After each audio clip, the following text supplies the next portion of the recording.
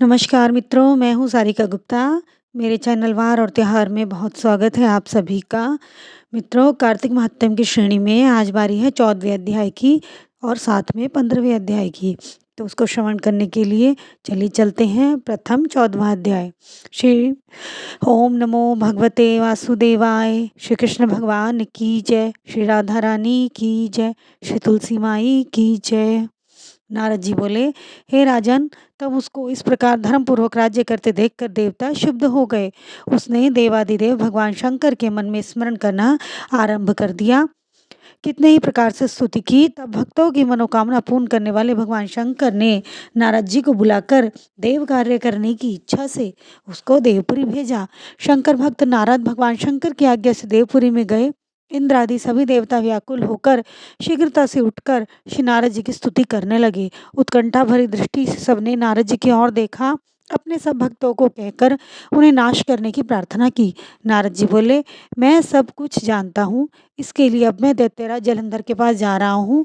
ऐसा कहकर देवताओं को आश्वासित कर दिया। श्री नारद जी जलंधर की सभा में आए। जलंधर ने श्री नारद जी के चरणों की पूजा की और हंसते हुए कहा, हे ब्राह्मण, कहिए आप कहाँ से आ रहे हैं और आपने क्या क्या देखा है? यहाँ कैसे आए हैं? मेरे योग्य जो भी सेवा हो उसके लिए आज्ञा करें। जलंधर के इस प्रकार वचन सुनकर श्री नारद जी ने प्रसन्न होकर बोला, हे दानवराज महाबुद्धिमान जलंधर, तुम धन्य हो, क्योंकि इन सब रत्नों के भोक्ता तुम ही हो। हे दैत्य श्रेष्ठ, अब आप मेरे आगमन का कारण सुनिए जिसके लिए मैं यहाँ आया हूँ। हे दैत्यराज, मैं स्वेच्छा से कैलाश पर्वत गया था। वहाँ 10,000 योजनों में कल्प का वृक्ष है। वहाँ पर मैंने सैकड़ों कामधेनुओं को विचरते देखा वह चिंतामणि से प्रकाशित है, परम दिव्य अभिभूत स्वर्ण में है। मैंने वहाँ पार्वती जी के साथ शंकर को देखा। सर्वांग सुंदरी, गौर वर्ण, त्रिनेत्र और मस्तक पर चंद्रमा धारण किए हुआ। यह देखकर मुझे बड़ा आश्चर्य हुआ। इनके समान समृद्धिशाली त्रिलोकी में कोई नहीं है। हे दैत्येंद्र, उसी समय मुझे आपकी समृद्धि की याद आई। उसे देखने की इच्छा से मैं आपके पास आया हूँ। सुनकर जलंधर को बड़ा हर्ष हुआ। उसे श्री नारद जी को सब समृद्धि दिखाई। उसे देखकर श्री नारद जी बोले, हे त्रिलोक विजेता, तुम त्रिलोकपति होने के योग्य थे, इसलिए तुम्हारे साथ ऐसा होना कोई विचित्र बात नहीं है। मैं देखता हूँ कि तुम्हारे पास सब कुछ है और किसी बात की कोई कमी नहीं है। ऐरावत तुम्हारे पास है, उच्च श्रवा नामक घोड़ा भी तुम्हारे पास है, कल्प वृक्ष कुबेर की निधि भी तुम्हारे पास है, मणियों के रत्नों से तुम्हारा घर सजा हुआ है। ब्रह्मा जी हंस युक्त विमान भी तुम्हारे पास है। भूलोक, पाताल और पृथ्वी पर जितने भी रत्न हैं सब तुम्हारे भोक्ता हैं। मैं तुम्हारे सब प्रकार के रत्नों आदि ऐश्वर्य को देखकर बड़ा प्रसन्न हूँ, परंतु तुम्हारे पास कोई स्त्री रत्न नहीं है। उसके बिना तुम्हारा सारा साम्राज्य फीका है। उसके बिना तुम्हारा साम्राज्य बिल्कुल फीका है। तुम कोई स्त्री रत्न ग्रहण करो। नारद जी के इस प्रकार के वचन सुनकर दैत्यराज काम से व्याकुल हो गया। उसने नारद जी को प्रणाम करके पूछा, ऐसी स्त्री कहाँ मिलेगी जो सब रत्नों में श्रेष्ठ हो? यदि कोई ऐसा रतन मिले तो मैं आपकी आज्ञा से उसे अवश्य ले आऊं। नारद जी ने कहा, ऐसा रतन तो कैलाश पर्वत पर योगी शंकर के पास है। उनकी सर्वांग सुंदरी पत्नी देवी पार्वती बहुत मनोहर, बहुत सुंदर है। तुम उन्हें ही ले आओ। शंकर जी से बढ़कर समृद्धिशावान दूसरा कोई नहीं। उसके इस रतन की महिमा तीनों लोकों में कहीं पर भी नहीं है। तभी तो परम विरक्त आत्माराम शंकर भी उनके वश में हो गए हैं। देव ऋषि नारद ऐसा दैत्य से कहकर कार्य करने की इच्छा से आकाश मार्ग को चले गए।